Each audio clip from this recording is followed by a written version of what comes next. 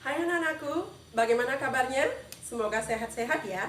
Selamat berjumpa kembali dengan Ibu dalam pelajaran ilmu pengetahuan alam. Sebelum kita mulai, mari kita menghaturkan panganjali umat. Om Swastiastu. Anak-anak sekalian, hari ini kita akan belajar tentang reproduksi pada tumbuhan. Seperti yang kita ketahui bahwa salah satu ciri daripada makhluk hidup adalah bereproduksi. Begitu juga halnya dengan tumbuh-tumbuhan. Nah, bagaimana tumbuhan bereproduksi? Simaklah tayangan berikut ini. Anak-anak, hari ini kita akan lanjutkan pelajaran IPA tentang reproduksi vegetatif pada tumbuhan.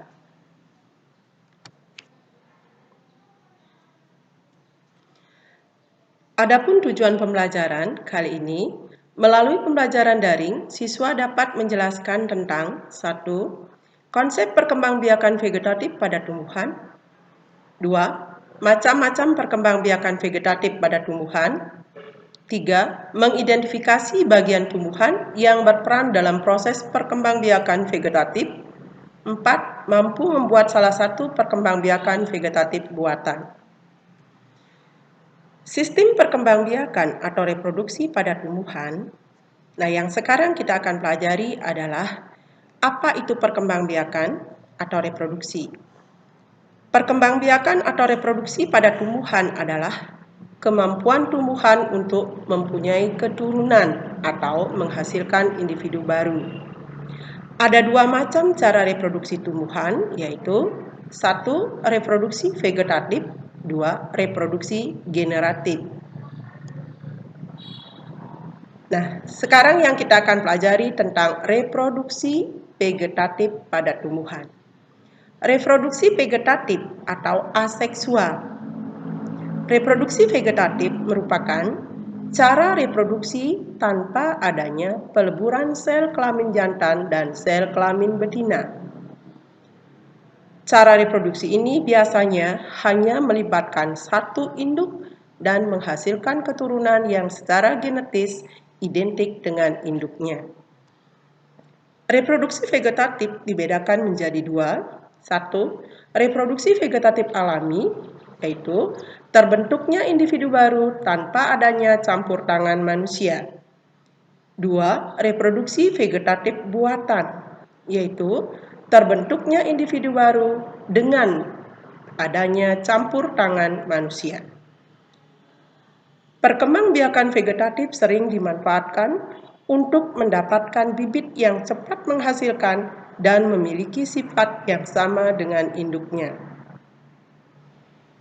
Berikut beberapa contoh reproduksi vegetatif pada tumbuhan. Yang pertama, vegetatif alami, yaitu dengan cara umbi lapis. Umbi adalah tumbuhan yang membesar yang mengandung cadangan makanan. Misal, pada bawang merah, bagian pangkal dan daun menebal, berdaging dan berlapis-lapis sehingga disebut umbi lapis. Tumbuhan yang berkembang biak dengan umbi lapis yaitu bawang merah, bawang putih, bawang daun, dan bakung. Yang kedua dengan cara rizoma, dengan rizoma atau akar tinggal. Rizoma adalah batang yang tumbuh menggembung di dalam tanah yang berisi cadangan makanan. Contoh tumbuhan yang berkembang biak dengan rizoma yaitu lengkuas, jahe, temulawak, kencur, dan kunyit. Umbi akar. Umbi akar merupakan akar yang menggembung yang berisi cadangan makanan, misalnya adalah umbi bunga dahlia. Untuk memperbanyak tumbuhan tersebut, orang cukup menanam sebagian kecil umbi akar yang mengandung sisa batang. Contoh tanaman yang berkembang biak dengan umbi akar antara lain wortel, lobak, ketela, pohon. Dengan umbi batang. Umbi batang merupakan batang yang mengandung cadangan makanan hingga menggembung membentuk umbi. Pada umbi batang akan tumbuh tunas bila ditanam. Tunas kemudian akan tumbuh menjadi pucuk muda atau individu baru. Contoh tumbuhan yang berkembang biak dengan umbi batang yaitu kentang, kembili, ubi jalar, gadung, dan talas. Kemudian dengan menggunakan stolon atau geragih.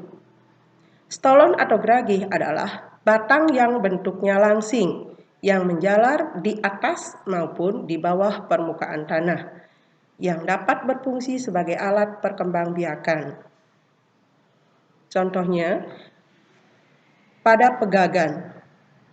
Pegagan sering disebut stolon karena bagian batang yang langsing ini menjalar di atas permukaan tanah dan bila menyentuh tanah akan tumbuh menjadi individu baru.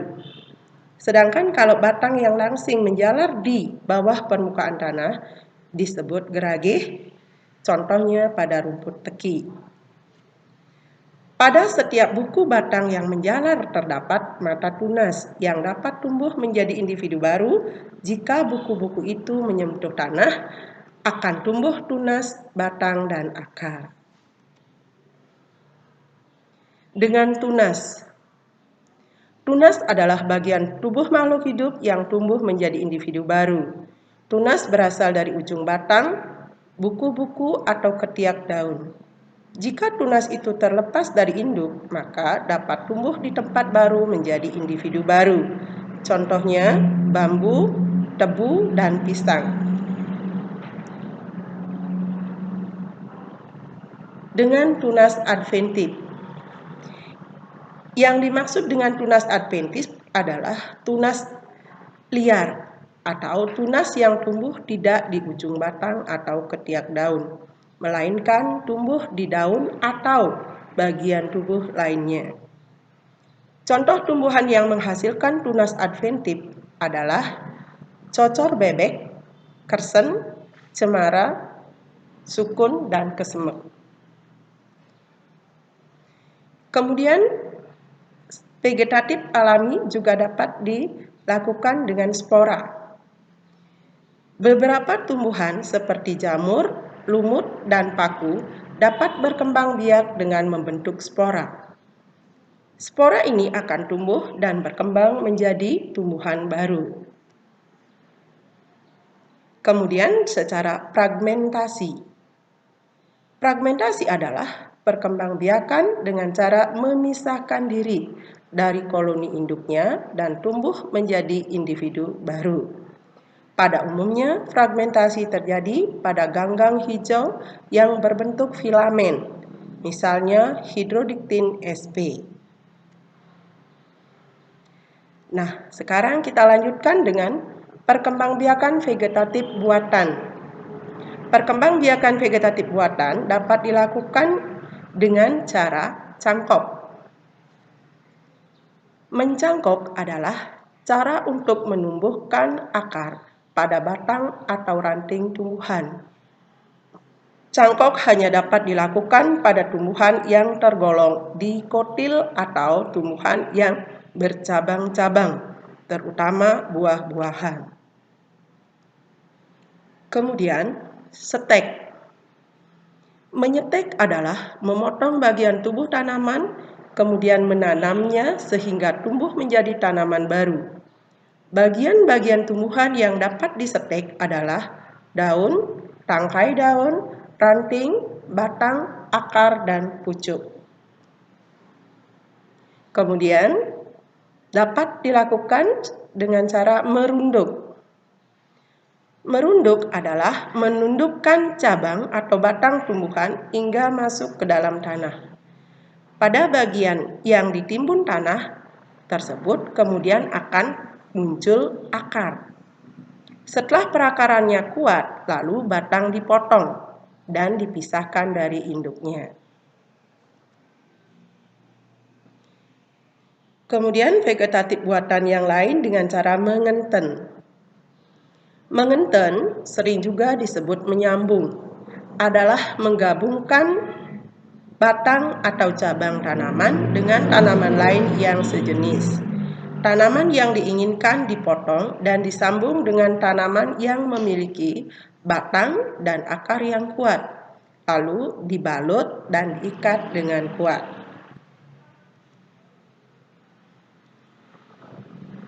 Dengan okulasi atau menempel, pada dasarnya sama dengan mengenten, tetapi tumbuhan yang ditaruh di atasnya hanya diambil mata tunasnya saja. Kedua macam tumbuhan yang diokulasi biasanya mempunyai kelebihan-kelebihan tersendiri. Misalnya tumbuhan jeruk yang perakarannya kuat. Kultur jaringan. Kultur jaringan adalah pemeliharaan jaringan makhluk hidup di dalam medium khusus secara suci hama.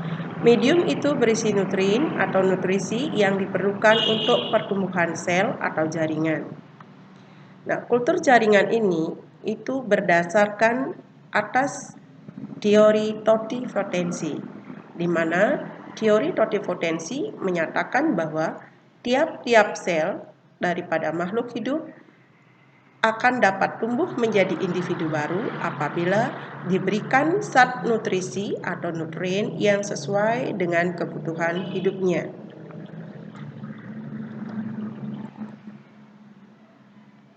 Sekian penjelasan dari Ibu. Nah, sekarang kita pelajari tentang apa keuntungan daripada reproduksi vegetatif. Yang pertama, lebih cepat berbuah daripada tanaman dari biji. Tumbuhan dapat dikembangbiakan tanpa menunggu berbuah terlebih dahulu. Dapat menghasilkan tanaman baru yang seragam, yang memiliki sifat sama dengan induknya.